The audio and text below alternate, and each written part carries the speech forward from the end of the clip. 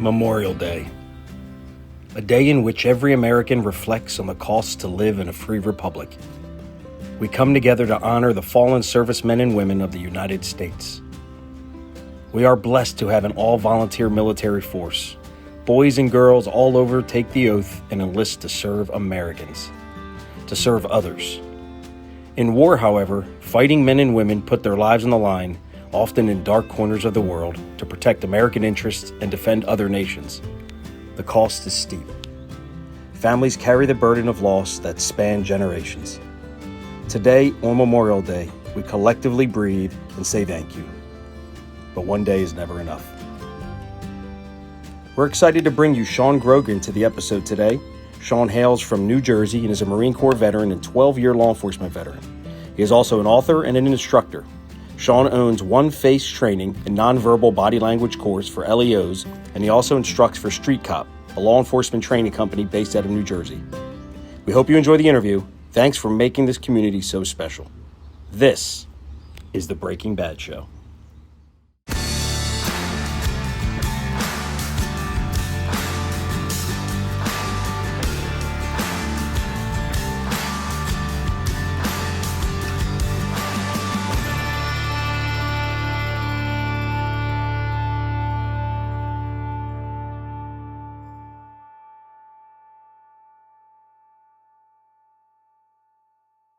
Hey, everybody, I'm Ryan. I'm Chad. Welcome back to this week's episode of the Breaking Bad Show. This week, we're happy to welcome Sean Grogan to the show. Welcome, Sean. Thanks for having me, Ryan and Chad. What's up, Sean? How you doing, buddy? Pleasure to have Good. you. Dude, so take us through the early part of your life. Like, where are you from? What were you doing? What was your formative years like? No, I'm from New Jersey and grew up in a very blue collar household in Edison. Played sports, went to high school, left high school, went on to the Marines, did 6 years reserve, but I ended up spending 6 months in Parris Island to start off because I had a kneecap pop out. So I got to spend a few extra months over in the lovely island.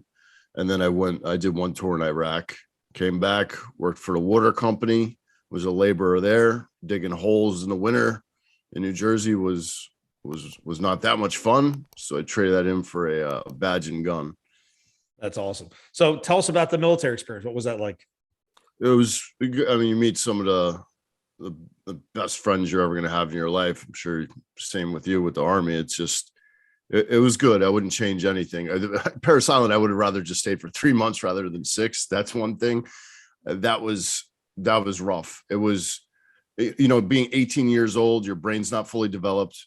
And I'm sitting on a footlocker with a fucked up knee, reading military knowledge all day and crutching around and cleaning things for 3 months. You just went from chow to chow to chow. I couldn't wait to get back into training because at least at training, you're doing stuff and you're moving forward. Otherwise, it was like a purgatory. You just sat there and with the same, I didn't even read the book. You would just stare at the pages and daydream for hours. I know that. The law enforcement, I mean, is that something you always wanted to do, or is there something happened in your life that kind of pushed you that way? No, it just kind of ended up happening. It was one of those things that I remember sitting in the interview. They go, "Hey, how long have you wanted to be a cop for?" I'm like, about 2 years now. They're like, because everyone else, my whole life I wanted to be a cop. I didn't. I wasn't something that I was geared towards growing up. I knew I always wanted to go in the Marines as a child, because my father was in, so that was something I always wanted to do. But as far as law enforcement, I ended up going into, and I loved it in the beginning. The first few years were phenomenal. How many years did you do? I did 12. Just shy of 12, like a few weeks shy of 12. I spent the majority of my career in Special Investigations Unit, narcotics. So that was starting off was really good. And the climate has changed. Yeah. I mean, there's a leadership crisis, I believe, in law enforcement. It's probably been going on for some time, but you hear people being more vocal about it. So that's what we need to do to fix it. Take us through narcotics work. I mean, like that was the what you were doing. And is that where you got your passion for interviewing and reading people's nonverbals? Yeah, I loved it. And even before that in patrol, doing a lot of interdiction work. I know that's probably a word right now with certain parts of the country. If you're in certain communist states, you can't use. However, Cops are still out there doing interdiction. I was doing it before. It's stopping criminal activity. When you're interviewing people on the side of the road, you're interviewing them. And that's one thing I bring up. People always like, oh, are your classes that you have interviewing? Like, people always think of that formal sit down in the box. Every time you talk to somebody, you're interviewing, whether you show up for that missing lawn gnome that someone has gone, or you're talking to someone after a shooting. You're going up there to speak with someone, a witness. You're always interviewing. And I got my passion just for that. I love paying attention to people, asking the questions. And if someone else is asking the questions, just stand there and watching and observing. And then special investigations unit even more. We worked a lot of informants. It wasn't, not Donnie Brasco going out making UC buys every day. And we did a couple of UC things, but nothing crazy. And just sitting down, interviewing people after, you get a gun in the car, drugs in the car. Oh, it's not mine. It's not mine. You start breaking people down. And I want to use the word fun. That's probably not the right word, but it is. It's fun talking to people and using psychology to try to get people to admit things. Yeah. It's funny that with the culture going on right now and being aggressive and proactive policing, I mean, that cops are just afraid to do it. I understand that. But that was where I found I'd met some of the best people being proactive and stopping people. I see suspicious activity, and there's a right way you can do it and not be offensive or violate their civil liberties and still be aggressive and do your job to protect the community. But I found a lot of those interactions, and like you said about the nonverbal and the body language, led to some really cool relationships with people in the street that you develop, and they get to know your name because, hey, you're not just a cop driving around. You're out there interacting and making stops and doing things, trying to protect the community. Oh, 100%. And where I worked, there 100,000 people there, and two major highways meet, and they're all different people, but you end up running into the same people. And like you said, you start talking to people, and the relationships you build, like, oh, hey, I'm just out here this time doing this. Really not. No, I've been cleaning for whatever. And you start to get to know, hey, listen, I just got back from Florida from rehab. Here's my plane ticket. And you're like, okay, they seem straight this time. It's like you said, you start getting to know people and building those relationships, and especially when you treat them with respect, which that's the only way to do it. Yeah. What was your favorite thing about, if you had a maybe it's a category, a particular case, whatever, your favorite aspect of law enforcement for you during your 12-year career? I ran a canine, and that was absolutely phenomenal. My dog, Blade, I worked him for 6 years. I also did gang investigations. That was interesting, but we didn't have like manning the corners gang investigations. It wasn't like that. It was pretty much tracking intelligence. Working the dog, by far the best. My dog almost died on me a couple times. He ingested cocaine. Yeah, there was coke underneath the undercarriage of a car, and he rips it out. He gets it. He does his job and finds it. He inhales it. I got to lift him up the drop. I inhale it. I had to take him to the vet going 120 miles per hour, lights and sirens, high on cocaine and adrenaline. I couldn't even enjoy it. Wow. So we get there, they work on him. He spent 6 days in the ICU. It was really tough because I spent 22 plus hours a day with this dog. Unless I went to bring my kids somewhere or go to the gym, I was with this dog, work, home. We were together all the time. So you built quite a bond with the animal, and he just thinking he was in terrible shape, especially the first few days in the ICU. He developed pneumonia, was coughing up blood. And finally they released him, and they said, hey, feed him the soft food. Well, feeding him, he started regurgitating up the food when he got home. And this is something that has never gone away. His esophagus is down to a third of what it should be now by his stomach. So we have to spoon feed an aggressive German Shepherd soft food so it goes down at the right time. It's wow. Yeah. That's crazy. Dude, tell me, did you say you were messed up on cocaine and adrenaline? Yeah. Well, I mean, what was that like? I mean, were you nervous? Driving, it felt like my kid was in the car that was sick. I'm very tight with this dog. It was you're in a chase, you go 120 miles an hour and you're like, yeah, you're going after someone, that instinct goes in and you're chasing. It wasn't like that. It was horrendous. I felt like absolute shit. I was a mess emotionally, mentally. We get there and they start working on the dog and I'm holding them and they're like, do you want water? You kept asking me, do you want water? I go, no, I don't want water. I'm thinking, work on my fucking dog. What do you mean want water? And they're working on them. And then when I went back, like 20 minutes went by, they're like, want to keep him in a cool, dark place. I go back to headquarters to go fill out my exposure report to cocaine. I look in the mirror. I am deep, dark red. And I've never seen myself like that before. So it must have been a mixture of the coke and just the adrenaline and the emotions. And I saw that and I was like, wow, this is crazy. I ended up going back there to go see him. I go, he's in a crate, cocaine paranoid. You know, they don't digest it the way we do. And I'm like, whoa, okay, I'm going to go. I leave. They call me up. They go, listen, he's seizing. You got to get him to the best, to an emergency hospital. So you brought him to Red Bank, best one in New Jersey. Get him down there. He seizes again. And they were like, you know, the vet was like, he's either going to live or he's going to die. And she was, no, he's going to be okay. He's going to live and be okay. No problems, or he's going to die. And she was wrong on both counts. I mean, I'm happy he's alive, but we still, you know, got to spoon feed him. And yeah, he worked his whole career. You would never know otherwise. I mean, he's just a beast. You would never know. Wow. When I was in narcotics and we used dogs to, you know, call local dogs to track, I was just watching. I would get distracted sometimes. I love dogs. I love that whole job. Just seems like the coolest job in law enforcement. Never did it, but knowing a lot of canine handlers and just watch them interact and do their job, I'm like, man, how did they get that job? Because that seems to be the coolest job in law enforcement. Well, that 100%. And that's actually one of the things when like I said, I never was like, grew up, oh, I want to be a cop, but I got into something. I don't know if you're familiar with Schutzhund. It's so it's a dog sport and involves tracking, apprehension, and obedience. And when I was working for the water company, we ended up getting a German Shepherd puppy. My wife and I, we started working the dog. And I really got into this sport because it's just working the dog. I wasn't super competitive or anything with it, but I liked the fact that you could have these dogs, you know, just the obedience they had and what they're capable of. So then when I was going to become a cop, the agency I worked for, and there was a sheriff's department that I was also eligible for from the civil service test. And it was probably 20 to 30,000 less, at least 20 in pay. I would have gone to that I don't want to sound any name. I would have gone to that sheriff's department because I knew they had canine. So I would have gone there just for the canine for less pay, because that's really what I wanted to do. The agency I went to didn't have a canine. And then one day it just got brought up and I was like, hey, listen, I got experience with working dogs, and then I ended up getting the dog, and I was the only canine where I was at. Wow, that is neat. Have you always loved dogs your whole life? Oh yeah, I grew up. My father picked a mud up off the street in Newark. They had two dogs that used to run around on the streets.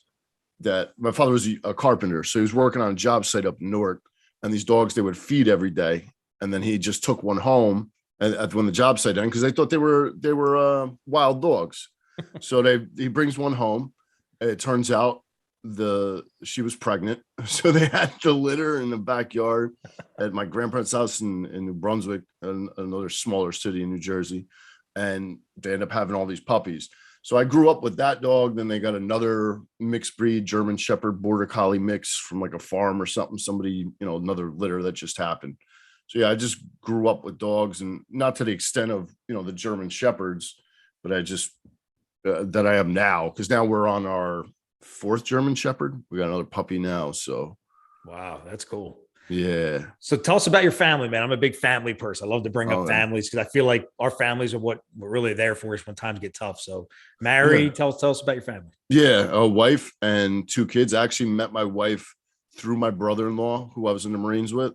Oh, wow. It's his sister, so that was interesting. He wasn't too happy at first, but you know, we get along fine now. We're very close friends in the Marines, and you know, we're just as close now. They're actually both from Ukraine, so I went there over a decade ago to go see. Beautiful country. I don't think I'm going there anytime soon with the current climate. So yeah, two daughters. Actually, I'm big into soccer, so we're soccer on the weekends now. Pretty much takes up the time. And what ages are your daughters? The one will be 10, the other 6. Awesome. That is awesome. That is so cool. So take us through the mind of on the job.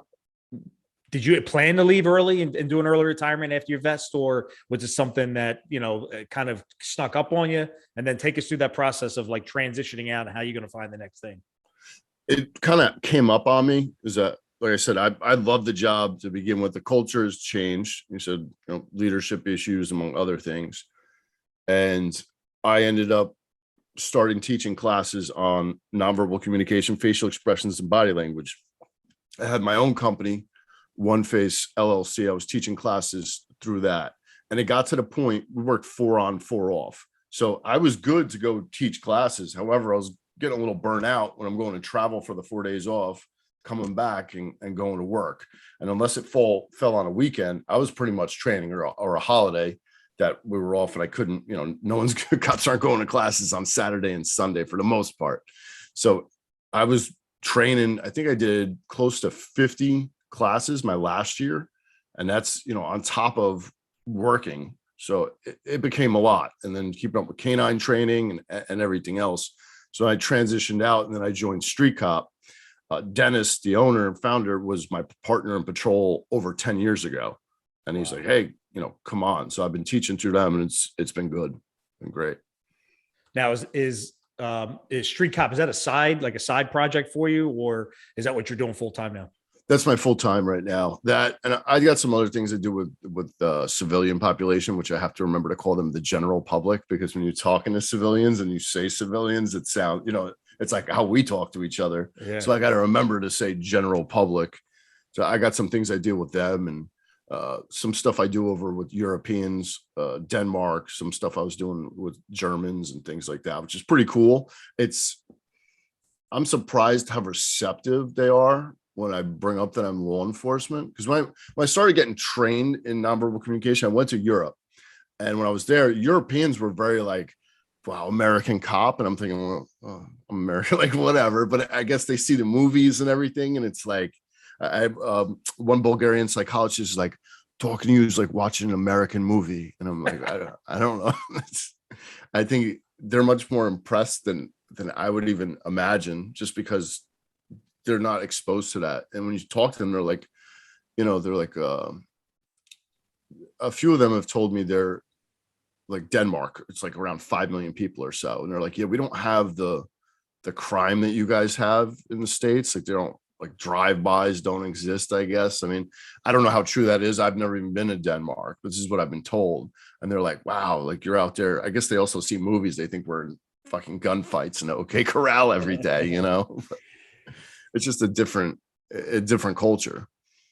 Yeah, dude, it's crazy how, and I always say this to my friends that never left the States. And I'm not talking about Jamaica to go on vacation or something, but like traveling to third world countries or, Eastern Europe or Asia, certain parts of Asia. And it's funny. It's like, we just think that everybody in the world lives like we do. And man, it is just completely different. And you go in some of these countries and it really makes you appreciate the stuff you have at home. At least for me, it did. Oh, 100%. And that's what, like, you were in Iraq, I was in Iraq. As well as I do in Iraq, if it's 2 a.m. and you've got a child that's got a fever, you're not running out to the fucking Walgreens or the 24-hour CVS to go get something. And it's the same way when I was in Ukraine. There was no, I want this now, like, let me run out. No, nothing's open at 10 o'clock at night where you can get that, where at least, even if you don't have the 24-hour Walgreens, there's going to be a 7-Eleven, a Circle K. There's going to be some kind of gas station, convenience store where you can most likely get what you need, cough medicine, water, or something like that. Yeah. Even when I first arrived in Ukraine, my wife was like, oh, see the roads? And her cousin saying, oh, you see how bad I go, I was in Iraq. Like, these roads look fine to me. There's not like IED holes. Like, yeah, they were a little messed up. But then we went into it's a long journey to go there. They're trains from like the 1950s. It's just a mess. And we go to the apartment where cousins were in, and they're like, yeah, here, you want something to drink? They have juice, but there was no water. And I'm like, well, I'm not drinking tap water here. I don't even drink that in the state after I've seen what's inside the tubes from working with the water company. I'm not drinking any tap water, especially not here. And I'm like, do they have water? And they're like, no, like there's no water. So I'm drinking juice. And I've been hydrating since the military. It's in my head. I don't leave the house without water. It's constant. And I was like, where do we go? They're like, oh, well, we got to go, the next morning we'll go somewhere. I'm like, you cannot go out and buy water at 10, 11 at night over there. Whereas here, and this isn't a small village either. She has family in the village. This is one of the bigger cities, a decent couple 100,000 people. and you're not running out and buying water the same way right here. I can go drive a mile down the road and hit up a quick check. Yeah, that's true.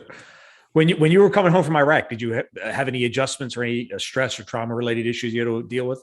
Yeah, and that's something you just couldn't bring up because it's just you didn't want to. It took a little while to settle in. I had some other things going on. My father was he had cancer, and we like a few months after I got back, so he was, he ended up passing away. We're going through that, and then on top of that, just everything with Iraq, and it's like, and one day it did hit me, and I had some issues when I got back. It was an adjustment, and I never told. Nobody knew about it except for my wife. You couldn't tell them, because also at that point I was like, maybe I'll want to become a cop, and you can't bring that up because, oh my God, no, this person's going to go crazy with their gun if they had an issue coming back, and as well as I do, that's not the case. Yeah, no, it's true. Yeah, some people treat that like you're a leper or like you're broken. You can heal, we can recover, but yeah, this stigma is so strong to come back and then try to get into law enforcement and act like, hey, you're just a normal guy like everybody else, but behind the scenes, you're dealing with some battles like a lot of people are, but it doesn't mean there's something wrong with you. Well, that's, I just listened to some of the podcasts you had with, what was her name? So she goes by last name Panics. Oh yeah, Cheryl Panics. Yeah. So I was listening to some of that, and anxiety attacks and panic attacks. And I bring this up in part of one of my trainings real quick, talking about how people very often when they're anxious, they'll massage their inner chest area here. Well, it doesn't have to be to the level of an anxiety attack or panic attack. It could just be a little anxiety. But I bring up, a lot of us have had this, but no one fucking talks about it because you'll have to, oh, you're having anxiety. Give me your gun. Give me your badge. There's nothing really in place that I know of that's been, I know New Jersey doesn't do too much right. However, they said you can't punish a officer for having mental issues. But what does punish mean? Is there a definition of what is punish? Yeah. Are you going to say, well, what's the first thing to do? Give me your gun and give me your badge, or at least give me your gun. When I had an in-service training one time, and the instructor said, hey, anybody here ever have a panic attack? I was like, what the what? I walk out with another cop that I know well enough, and he was in Iraq too. And we walk, he goes, you believe he fucking asked that? Was he want to get us all in trouble? He goes, of course I've had a fucking panic attack. And I'm thinking, yeah. I'm like, yeah, me too. So I tell him, and that leads me to believe the instructor had one. It's one of those things where who knows, maybe it's 50%, maybe it's 90%, maybe it's 30%, but there's a lot of cops out there that this happens. You see trauma, and this shit happens. It is what it is. I mean, do you want a cop coming to work that's fucked up in the head that day? But you can't talk about it because then you're oh shit, and there's this stigma behind it as well. Yeah, it's funny. My last 18 months, 2 years, 18 months. So I was a detective. Spoke up against a promotional process that many of us, it wasn't just me, many of us didn't feel, actually everybody didn't pass. Everybody didn't feel like it was a fair process. So we signed a memo anyway. Retribution, me and my partner and detectives got demoted back to patrol, separate squad, separate rotations. So going back to shift work after all those years of detective for almost 8 years, a lot of adjustments, sleep patterns I wasn't able to recover from. But I found just coming into patrol, because I'm a very open and honest person, coming in and just talking about, man, I didn't sleep well last night. Or I'm having some nightmares, or have a little anxiety today, just the tightness of the chest. I'll be all right. Do my breathing exercises. I'll get back out. Just that level of like openness. Then I found other guys started talking about it. But if you're on an environment or a squad or department or any culture that it doesn't talk about it, man, you're just like, you're suppressing it, you're burying it in, man, that's just, it's not sustainable. It's not. Yeah. And that's a tough thing to have to go back to patrol after being a detective. That's that alone. You're going back from, okay, here now you're getting pulled. Okay, as a detective, yes, you have to show up to the house after the burglary. You have to show up after shooting. But now it's all right. Right now, we need you here. Drop your fucking food. Go. Drop this. You're kind of owned in a sense. There's no. I want to use the bathroom. No, you're going here. Use the bathroom afterwards. It's a totally. That's a lot in that in itself. Never mind having, I didn't sleep right. I have anxiety today. I don't feel right today. No one, and like you said, bring it up. That's something that needs to be done more often. Yeah, absolutely. It's funny. We're recording here on a Monday for our viewers. Friday night, 3 nights ago, I was at my kids' elementary school for a school event, and I've always struggled with confined spaces. A lot of people ever since coming back from Iraq, and it's intermittent. It doesn't happen 100% of the time. So then some people are like, "Oh, it didn't happen to you this time." I can't control it. Sometimes it speaks to me, sometimes it doesn't. Well, Friday night it just hit me. I don't know. It was just got really claustrophobic. So many people around. I felt like I couldn't go anywhere and move because we're all in this gymnasium. So I started to have the hot flashes, started to have real tightness in the chest, breathing heavy. And I told my wife I have to go. So I'm like fast walking out of the gym, and I'm pacing in front of the school, like right on the walkway. I know if you're watching, being a cop and being, interviewing hundreds and thousands of people and really focusing on the nonverbal stuff like you do, and we're going to get into that. But I know what people are thinking watching that. It's very suspicious behavior. Yeah. So people pacing back and forth, not looking of sound mind. Oh man, this person up to no good. And they call police 911. Police comes out and they start dealing with people like this. And you realize that, no, it's just a crisis that somebody's going through. But, we love to make judgments about people because we watch them and we see it. We just don't always know what's really going on behind the scenes. No, yeah, 100%. And when you brought that, it made me think of someone else that reached out to me a couple of years ago and goes, "Hey, you just bullshitting on the phone. You ever have a panic attack before?" And I'm like, "Yeah, I think so." Like I didn't know where we were going with this. And, it's one of those things I didn't open up right away. But listen, I was in a store and I started getting all felt like I was really heated up and I was angry. And it was after this person had gone through a pretty critical incident.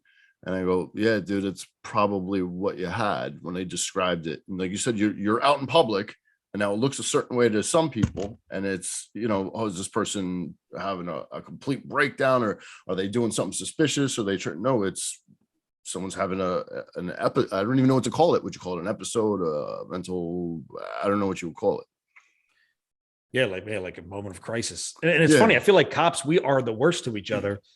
And this really helped me later. And I didn't do it in the beginning, which I wish I would have known, but that's part of life. You learn when cops are mean to each other or put up at the wall or can be critical or don't have strong relationships. I've learned now that that's probably because they're going through something just like I'm going through something. It's not them versus me. It's their trauma, their scar versus my scar. And they're just happen to be competing in this moment. So I've learned to ask questions. "Hey, are you all right? What's going on?" Even if we're not the closest, I can see maybe you're having a bad day. I've had bad days. You want to talk about it? Obviously, we know not every cop's going to talk about it, but just creating that culture of like, "Hey, man, look, I know." That's what we need to get back to, cops not having to choke it down and force it in. Yeah, I agree. And it's funny. You bring up the cops. We fuck with each other a lot, right? Talk shit. And you end up becoming very negative from the job for a lot of reasons. It makes sense. And that was when I started doing classes. You had to get over that because I'm like, there's someone like, who the fuck is this guy? Who's this standing in front of me? Like, wait, but I've gone around the country now, almost 30 different states I've done it. And I'd have to calculate all the classes, but haven't had that yet where I felt that ever, which is nice. So we can treat each other right. It's one of those things. I mean, and the nice thing is, I forget one class I had somebody like, not even coming at sideways, but like sort of asking a question like, "Well, why is it?" Cops don't ask questions during training. I almost feel like when you're there, like we all have each other, like it's like, shut the fuck up, let him fucking continue. If someone gets out of line, I feel like everyone else is going to jump in too. Like if it's just one of those things where, you're standing up and talking in front of other cops. Yeah. When I've done it in front of civilians general public, they're more open to things. Like, we're very negative. Like, "Oh, who the fuck is this guy? Oh, so you got 12 years, I got 25 years on." Like, exactly. All right. Dude, we love to attach our credit. And you know what? I find this to be like Ryan talks about this, a fixed mindset of when you start bringing up your years of service or how long you were a detective versus I was, right away. Now I've learned to be conditioned to you and watch you. And I know you're insecure about something to use your labels and your bullet points on your resume to substantiate why you're a good law enforcement officer. Right away, you must be struggling. You're feeling insecure about yourself because we all know years on service. I can show you plenty of cops who've been on the job 2 years or already did a heck of a lot more than that crumpy old, desk sergeant that purposely just schemed their way to get there so they could have off every weekend and night. So, and it's funny, I say this going around talking, I've been doing some training too. I really have learned that I love the law enforcement profession, but the cops you used to work with are the ones that treat you the worst. I don't know, because they know you, jealous of you, who knows what it is. And this isn't all across the board, but then you go to meet cops you don't know and from other areas, and you start to realize the only thing I have in common is we do the same job. They don't know me personally. I don't know them. Wow, this relationship's going off well. They're learning a lot of stuff in my class. And I feel like sometimes the cops we used to work with are the ones that support us the least, especially now we go into entrepreneurship and business. Yeah, it's so funny you say that, because I mean, I get a lot when I started the facial expression class. Like, hey, what am I thinking? I'm like, all right, dude. Like, it is kind of funny. I got some really good friends still where I worked. Great group of cops. Detectives I worked with in special investigations, still keep in contact. My closest friends are all cops. But I do know what you're talking about, because there are the couple that you're like, man, I worked really close with this person. I was friends with them. Now we have issues because of A, B, C, and D. Mm-hmm. And it's because, like you said, you're boom, friction. But, and I've thought about this too. It's funny you bring it up, because I deal with between, special investigations, narcotics, gangs, and the dog. I was dealing with people from all over. And then when you see them at, like, if there's a convention or something, like, oh, hey, and it's like, you don't know them as well as everybody else, but you know them just from working and canine training. And man, we get along real well. Never had any issues, but we're also not butting heads over how should we do this job and that. But I think it's worse in the smaller units. And in my personal experience, because when you go and patrol, hey, I saw you on a job, and then we split off, and then we meet up and we bullshit, and then you're like, all right, I'm gonna go now. I'm gonna go pick up food at Wawa, and then you dip out. So yeah, it's funny you bring that up, because I've always had that same mindset, because you deal with these people from, hey, we have the same job, we worked a little bit together, and we get along so well. Yeah, for sure. I've always wondered about that too. I experienced the same thing. Which always makes you wonder where the least supportive people are the ones that you worked with. So it can be funny. It can be amusing. Yeah. So Sean, what was the defining moment or the turning point that made you decide that, you know what, I'm done over here. I'm done working with the police department. I'm going on this new path? Well, like I said before, I wanted to get more classes in. I love doing this. I mean, I love speaking in front of cops. Like I said, it's been really good around the country. It's just, it's cool. I like to travel. I like to spend time with cops from around the country, and just, I love it. I love the public speaking factor, the whole thing. When we got to, because November 1st is when the papers were done of last year. Before that, they had come out with, hey, there's going to be all these reforms. It's going to be this, it's going to be that. They started these fucking crazy trainings. And I was like, yeah, this not in this state. Absolutely not. Not to say I wouldn't become a cop again in another state. And I've talked this over with my wife. If we move maybe in Idaho or somewhere that's still America, Florida, Texas, somewhere else. Here, the politicians mess things up so bad, and then they fix them, and they're heroes, of course. They had it in this state where beginning January 1st, there's all sorts of stuff, like punching someone in the face during a fight is, if you read the wording, it's pretty much like deadly force. It's like a last resort. So I'm going to wait until I get punched in the face till I can even utilize whatever. That's one thing. On top of that, they made a stolen vehicle was not enough to chase anymore. So you needed whatever enumerated offenses. They're pretty high up. They were like first, second degree crimes. And so you pull up, a car's driving off. Someone goes, hey, that's my car. That's the one I called it. They're driving away. You go, okay, yes, sir, ma'am. Can you give me all the information? Like, no, they just left. Yeah. There's nothing we can do about that. They don't, like, that's the stupidest thing I ever fucking heard.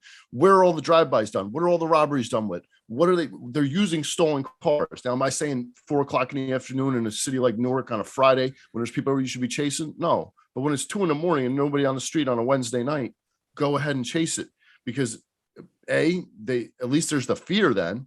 And B, cops, when they need to chase for that kidnapping subject, that guy that just shot a cop, you got to have some kind of skill set. You've done it before. You've chased at 120, 130 miles per hour before. Not, oh my God, this is my first time. I don't know what the fuck to do. That's on the job training we don't need.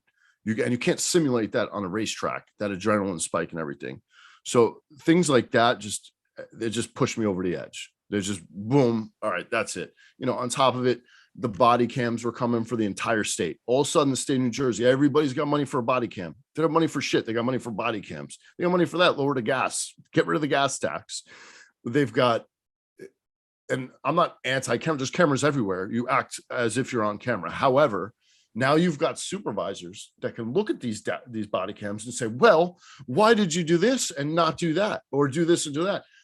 That Monday morning quarterbacking, absolutely not. And it's going to happen. It's happened to agencies all over. You talk to other cops. It's a major issue because now you're second guessing yourself too. Oh, what is my supervisor going to say when I get back? Show of force paperwork for drawing your weapon. I mean, it's just, I know my mindset's right where I would draw my weapon either way, but you get someone younger that's just starting out. Oh, should I really draw my weapon here? Is this worth the paperwork? Well, that's how people get hurt and killed. And there's no, I'm going off on a fucking rant now on this state, but yeah, it's that all that just pushed me over. And they fucked up the car thing so bad they had to reverse it. They just reversed it a couple of weeks ago. I was in Iowa. I think it was like the end of April, and it came out. They reversed it so now you can chase a stolen car, and for the next year, and then they'll reevaluate it because the stolen cars are through the fucking roofs, right? If I should just take the plate off my car and drive around. What are you going to do to me? You can't, there's nothing you can do. I just, he's not stopping, terminate, and I keep driving. Right? Like it's lawlessness. And that's always tough. That's one of the toughest things about our job is that so often we have seconds to react and make a decision. And people will judge us for weeks, for months, if not the rest of our careers based on one decision we made in a split second to defend ourselves or to take whatever action is necessary in that situation. Yep. And someone who wasn't there, who likely hasn't, or even in politician sense, has never been on the street in our position, is going to judge us for that. It's the hardest thing about our profession. 100%. And that the mandatory, the ride along should be mandatory. Get in a car, go see what happens. And then even then, I don't know if it would soak in their brain housing group if you got to go hands on with someone while they're just standing there. They've never been in that position where you have to go and do it. Just, someone else will handle this for me. And we're such a hands-off society now. Like we grew up, you're in school, you fought. Now, I'm not saying it's right or wrong, but that's what you did. You fought other kids, elementary school, all the way up to high school. This is what you did. You got in the fights.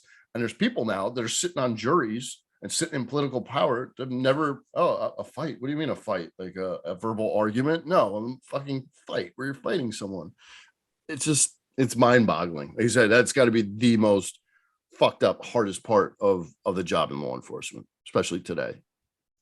So before we go off, I know we like to take a positive attitude on the show and everything. Sorry. So I know it's so easy for us to get frustrated about those things because so many of those things, the decisions the politicians make. I mean, ultimately we don't have much control over that. They're gonna do what we do, and they're gonna do what they do, and we're the ones we have to adapt. We have to get better based on those decisions. So definitely just more challenges they throw at us on a daily basis, which, like a lot of us chasing a lot of people out of the profession, which is a shame. Right.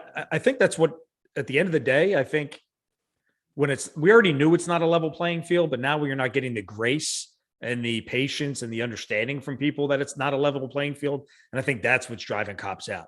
Where if you're not even going to try to understand why this job can be so hard sometimes, or why I took this action in a split second, if you're not even going to try to understand it, then why should I do it? I mean, every time you come into work, you're set up almost for failure. So I think that's what we have to change, is that it's always going to be an unlevel playing field, but at least we can get cops to come back to the profession by saying, as a society, hey, look, we understand it's a tough job. We understand you got to make split second decisions. We're going to support you as a community as best we can. Yeah. Yeah. There are cops leaving the job around the country. It's difficult up here in the Northeast. I'm sorry. I do get negative. It is what it is. Sorry about that. But there are areas still where they're still not having that much of a hiring issue. Now there are parts of states where one area is messed up, but the other area, oh yeah, we have no problem hiring. The majority of where I'm going, they're like, yeah, we're a little bit understaffed. We're a lot understaffed. But I was in Opelika, Alabama, and they're like, yeah, we're fully staffed. We're actually a couple over, I think, and we're hiring more. I'm like, I'm sorry, what? What did you say? What do you mean I haven't heard that in a while, fully staffed. But I talked to the cops there. They're all able to still do work. They're chasing cars. They're doing police work the way we did when we started. They've got support from the community, and it's a good environment. They brought me down for training. You know, they were like, hey, listen, yeah, we want to have more street cop instructors. You know, who else do you think would come down for our size? You know, what we can hold as far as an audience. And they were just very proactive, and they have that support from the community where they're like, no, we're not worried about it. So let me make a guess here. I'm going to assume this agency is operating at that level because they have good leadership at the top. That's my guess. 100%. And on top of that, not only the leadership, you know, there was a captain that was coming in making coffee for everybody. You know, like there's certain places, well, I'm not going to make the call. You know, I'm the captain, but you know, this guy's running like, hey, I got coffee over here, getting everything ready. Hey, there's also waters in here if you guys need it. They had a prosecutor too come in. I'm like, a prosecutor? There was one video I showed, and he goes, I don't know how you guys do this job. I probably would have shot him right away the way he was moving, like, because it's what was going on in the video. And I was like, you're a prosecutor? Like, because where I come from, no, like, it's just to have that support, like you said, the leadership from the top of the agency and from the prosecutor's office or district attorney, whatever they call it in Alabama, to have all that and be like, listen, as long as I do the right thing, nothing bad's going to happen. That's what I used to think when I started out. You know, at this point, who knows? So I know I get negative. I'm sorry. It's just, I'm trying to keep things positive, but one story, one thing. So I remember sitting around with the guys, this is recently, maybe 2020. So I'm back in patrol, really bonding with my new squad. And we're talking about leadership initiatives on night shift. We had some time sitting around, and I'm always talking about leadership stuff and how we can make this place really, really good and better. And one of the things I said, look, pretty simple. Every Christmas, somebody has to work. That's guaranteed. We were 24/7, 365 department. The chief every year could come in and do a raffle or do a lottery, and whoever's working, whatever, 4 or 5, whatever, I mean, 6 guys on the squad, whatever, pull your name out of a hat, and whoever he pulls, you're off for Christmas. The chief or lieutenant, whoever, will come in and work your shift for Christmas. Super simple. Would go a long way for morale, really pep that officer up and that squad, really. And just the knowing hey, I could be that guy would really just be a cool thing to look forward to. And I remember somebody sitting around laughing. I mean, hysterically. So what's so funny? You're like, dude, that would never, ever happen. and I was equally annoyed. And I said, yeah, you're right. And that's annoying that we so discard that, because if somebody did do that, man, just that one simple act of kindness and leadership would go a long way for that squad. Oh yeah, 100%. It's just, I think you hit the nail on the head with the leadership issues, because it's such, like, when you get to a certain area, you forget when you always say it, you forget where you came from. But you listen, like when Rizzo talks about in his book, in Kamikaze, he brings up the post hurdle. Dude, the post hurdles, I love it. I couldn't. Yeah, I was like, you don't know why it's up there. You don't know how it's got there. Someone put it there, but it doesn't belong up there. And that's when it cracks me up just to think of the post hurdle. It's so true. It's so true. It's such a good analogy. Whoever came up with that, freaking genius. And now I see pictures of it all over the place where someone's got that turtle on top of a post. And there's so much of that. I came from a civil service agency. So if you're a good test taker and you didn't fuck up at some point in your career and you take that test, oh, here you go. Here you go. Here you go. You got cops. What's that? The same with where I work. Top score. Okay. Yeah. It's top score. Yeah. And it's, here you go. You're going to have it. And on the street, you got someone that maybe it just did well on the test. And you got someone that there's pluses and minuses, because then you take out a lot of the nepotism. Whereas if Chief said, oh, this is the Chief's boy, he's going to get made. Or, Chief's girl, it's just, someone gets made that way. But top score is also a major issue, because now you got someone that, even in a small unit, their unit might go out. I'm not saying I'm speaking from experience, but their unit might go out on things and they just stay back. Oh, I've got paperwork to do. I got paperwork to do. And you don't have time anymore, and distance yourself from a small unit where it should be more cohesive, where you look out for who's in that unit with you. And I feel the military was pretty decent about that, where, you in the Marines, you ate by rank. Lower rank eats first, then you go get chow afterwards, depending on the setting where you were at. Obviously, you're not going to the chow hall and you're going to keep falling back. However, if you had something where you were mess night or something where there's food out or in the field, leaders ate last. And that's something that it doesn't seem to really be the way so much. And dude, so listen to this story, right? So, and I tell this frequently when these conversations come up. So I was in Iraq. I was a staff sergeant. I was a squad leader. I had a 9-man infantry squad. And then when leave was coming up, they would, you had one guy that could rotate back. I don't know if it was the same way in the Marine Corps, but you got 2 weeks of paid leave. They actually paid for you to go anywhere you want in the world. So I was a single guy. So I'm like, you know what? Why go home for 2 weeks just to come right back to this crap hole? Let me go. I went to Ibiza, Spain, and sat on the beaches. It was amazing. But nice. So we got one guy a month could go for 2 weeks at a time. So I drew up a list. I think you couldn't do it obviously your first 2 or 3 months there, and you couldn't do your last 2 or 3 months because you're getting ready to pack and leave. So it was in the middle 8-9 months. And I just wrote down, I think it was like June, July, August. I wrote all the months. And then at the squad meeting, I gave it to the squad. Hey, you guys fill in what months you want to go. And obviously to the 2 sergeants below me, they picked last, and then I picked very last. Not a big deal. I mean, that's leadership. Your guys pick first. We come into law enforcement, and I keep hearing about seniority. I keep hearing about, the sergeant who doesn't have any children is going to take off Christmas morning because they're the sergeant. They can do that. That's their right. And when I started hearing about rights and privileges, I'm like, whoa, we just do it. They just do it completely off. And I'm not anti-union. It's just, I don't have much experience seeing unions help the good cops. I've seen a lot of unions help the bad cops. So I'm not anti-union. I'm just saying that I used to get frustrated with unions because we'll stick up and advocate for the bad cops or just bad leaders. Let's get back to setting a good example. And that comes from hiring the right chief with the right vision and culture, and then everything will trickle downhill over time. Oh yeah. And that's something you see. I actually go to Berlin, Massachusetts, and chief there, he was a sergeant, and the way he speaks when I'm speaking with him, he's always looking out for, it's not a big agency. It's, I don't know, maybe 15 or 20 were reserved, but he's like, yeah, you gotta look out for them. And he was doing this as a sergeant. That's how, smaller age, you go from sergeant and then chief. And it's just, there's that mentality of, I'm here to serve my cops, and I've gone up there a few times now for classes. I've gotten very friendly with them. And that's that genuine, not just, hey, I'm here for you. Do you have any questions for me? And I'm going to go back to my office. You go fuck yourself. It's that genuine, hey, if you need anything, we'll work this out. Like, just a solid dude. And when you have things like that, you have a better agency where the cops are happier. And I don't know, it's so different because you end up hearing the same story around the country when I'm going, oh, this place, that. And I even look at where I was at, not terrible, not horrendous. There's places out there where they're writing cops up. You didn't do your IDS thing. And the cop asked, hey, well, I couldn't log on. They're like, nope, I need you to write up why you couldn't do it. And come on, I couldn't log on. I've done it all the other times. It's just stupid bullshit. When you're sitting behind a desk and you're not out on the street dealing with stuff, I guess maybe it fucks your mind up. I don't know. So Sean, what are you working on now that you're excited about?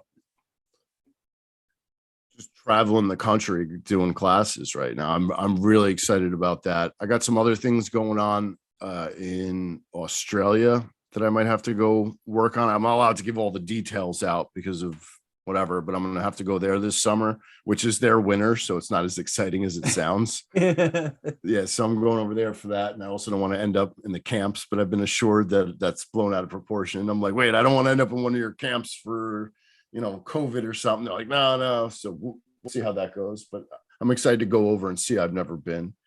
I'm looking behind me, the calendar's behind me. I'm going to some pretty cool places for the rest of the year. North Carolina, I go to Texas another 4 times. I've already done Texas classes once. I'm really excited to go to Alaska. Not only because it's Alaska, but also because if you go on policetraining.net or any of the police training sites, they don't get a lot of trainings up there. because they don't have the population.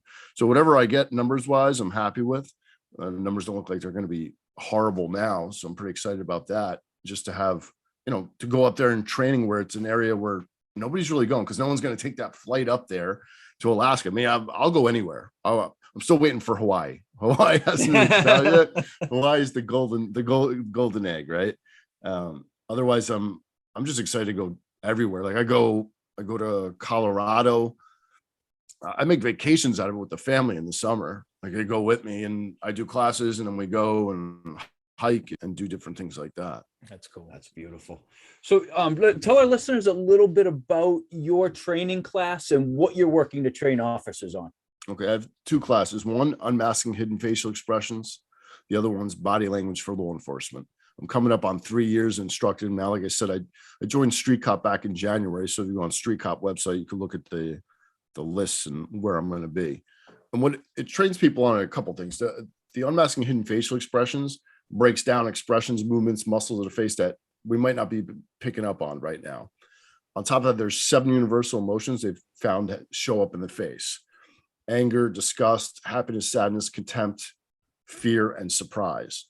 And when these things come up, what elements should I be looking at? There's a lot of details to it, but it's not too detailed where you can't pick up on much in a day, such as we go over surprise. Surprise should last, excuse me, about a second or less. You start get 1.1, 1.2, no big deal. You get 2, 3, 4 seconds, start ringing the shenanigan bell. Nobody's surprised for that amount of time. Other elements, such as the anger expression.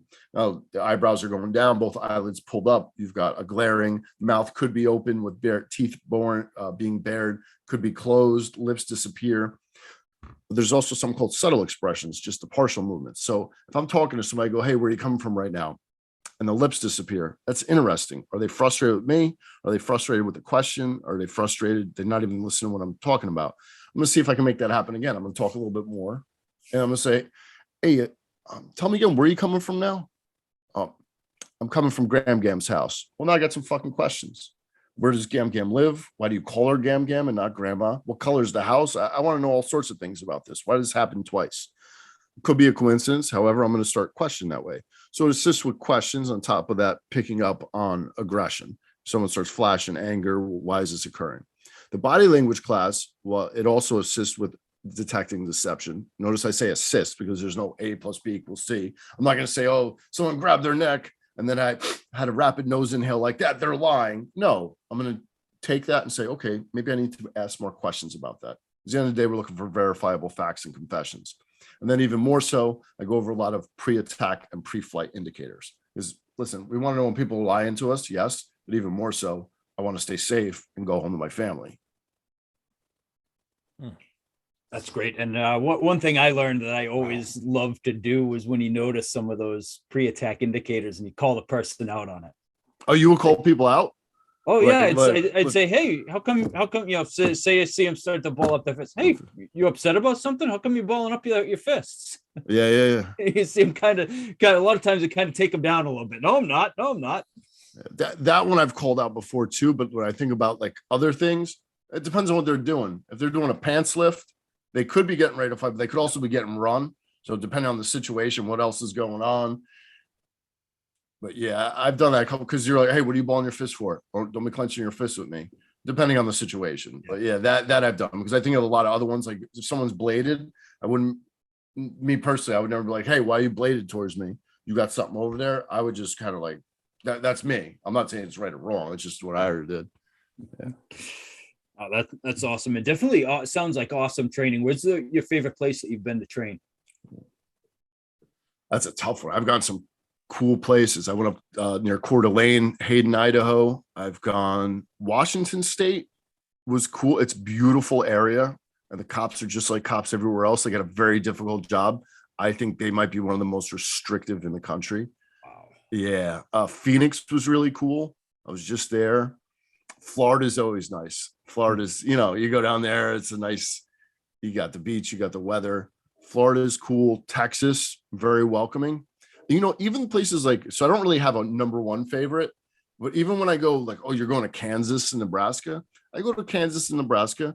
Cops like cops everywhere else, real down to earth, cool. I go out, and there's awesome areas everywhere in the country. You can get good food, and they got hipsters in Kansas making cheese curd fries or whatever they do out there. There's, and I've gone out with cops too, and more than welcoming. Like one guy still talked to out in Wisconsin. He's like, oh, you're going to be back this year. Yeah, we'll go out. And there's, what I really like is the culture differences throughout the country. You go to Wisconsin and they play like this dice game at the bar that I've never heard of on the East Coast. You go down to Texas in San Antonio area, they're like, hey, well, I'd like a beer, Shiner Bock, dressed or undressed. What the fuck does that mean? They dress their beers down there. The cultural differences, you're going to get good barbecue down there. On the Northeast, we're getting good Italian food.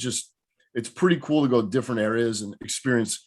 We forget the culture differences within our own country. Oh, that's so awesome. Yeah, awesome. That is cool.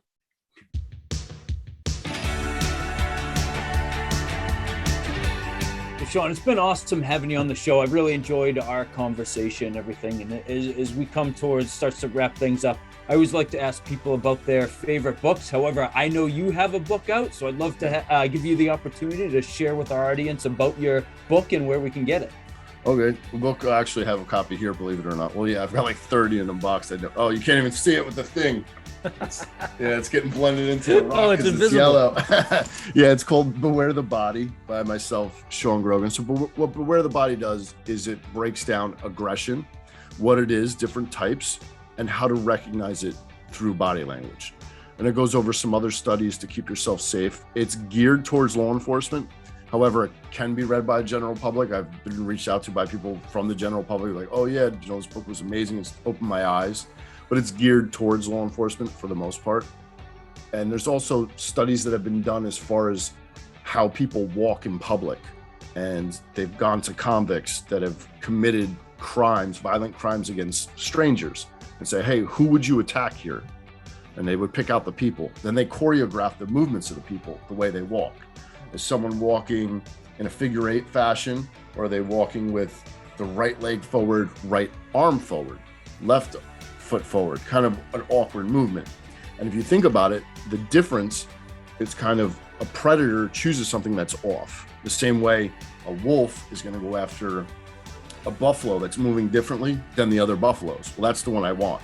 And that's kind of what, if you break it down, what they found is these aren't movements that the majority of the public's making as far as the way they're walking. It's something to pay attention to when we're walking. Obviously, shoulders back, slumped over, looking at your phone, walking through the parking lot, just asking to be attacked. And a lot of other things I call pin pulls.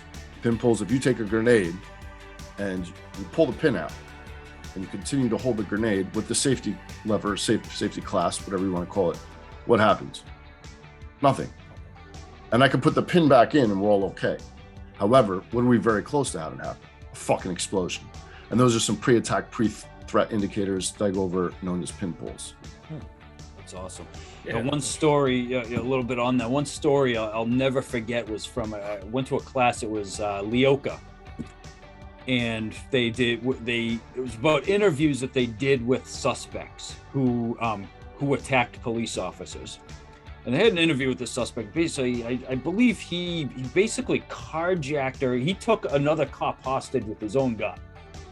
Took him hostage and everything. He ended up, long story short, he jumped out of the car and then he went up and there was a big chase and hunt for him and everything. And he was out running and he came up a hill and another cop came up over the hill, pointed a shotgun in his face and told him to put his hands up or he was going to blow his head off.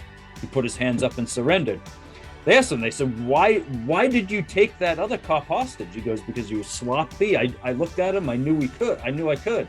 They said, well, why did you immediately put your hands up to the cop that you surrendered to? He said, because he put the shotgun in my face and told me he was going to blow my head off. And I knew that he was going to if I moved. Yeah. Yeah. And I actually go over one of those case studies where a cop was shot and another cop wasn't. And similar to what you're saying. And they interviewed him and said, why did you do this? And there's certain things they went over, like what I call the CAR method: confident, aware, and ready. And there's certain elements that I break down, like, hey, the way he spoke, like you said, hey, I'm gonna blow your fucking head off. The command and presence, the watching the person. Or the other cop, unfortunately, according to the piece of shit, just walked up and was, looking around, not even looking at him. It's one of those things. But yeah, those case studies are out there, and they should be utilized more, in my personal opinion, and should be gone over in academies instead of week of community policing and how to be nice to people. If you can't do that already, you maybe should have got hired. That's true. And, so just for our audience who wasn't able to see the book when Sean held it up, it does have a yellow cover, and it's I've heard that it looks like a New Jersey license plate, right? Where did you hear from that? Did you hear me with Dennis on the podcast? Yeah, it does look. And then I brought it up to my wife afterwards because she's a graphic designer. So she's the one, I had her design it. So she was nice enough to design it for me. Didn't charge me. So I was like, hey, did you realize? She goes, yeah, I didn't even realize that. But yeah, because we went over the color scheme, and I'm not very artistic. I said, what are you, yellow? And she's like, yeah. But yeah, it does look like a Jersey. We'll flash a picture, in the post-production. Oh. And now where can our listeners find that? You can hear it on Audible, Amazon, and there was another one. I thought it was Spotify, but it's not. I can't remember the third one. You can listen to it. You can purchase the hard copy on Amazon as well. But it's not Spotify. Spotify doesn't even do books. I was telling it's on Audible, Amazon. Somebody goes, Spotify has books? I go, you know what? Now that you mention it, I don't think so. There's another one of those big audio book. I just use Audible personally. That's why I don't know the other ones. All right, beautiful. So to all our listeners, go to Audible, go to Amazon, and check out Sean's book.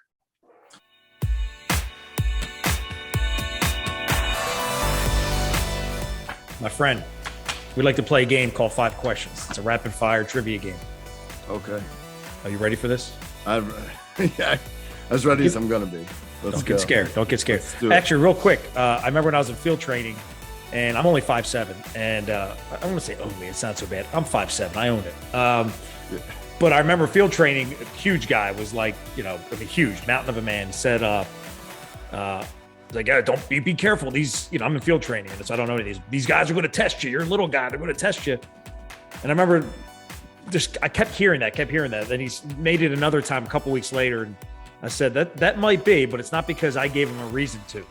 And it's like what you said with that CAR acronym. I mean, it's so true. Like, I try to always put myself in the right body position, always self-aware, good tactics, and nobody ever tried to push it. So I'm grateful for that. Yeah. All right. 5 questions with Sean Grogan. Here we go.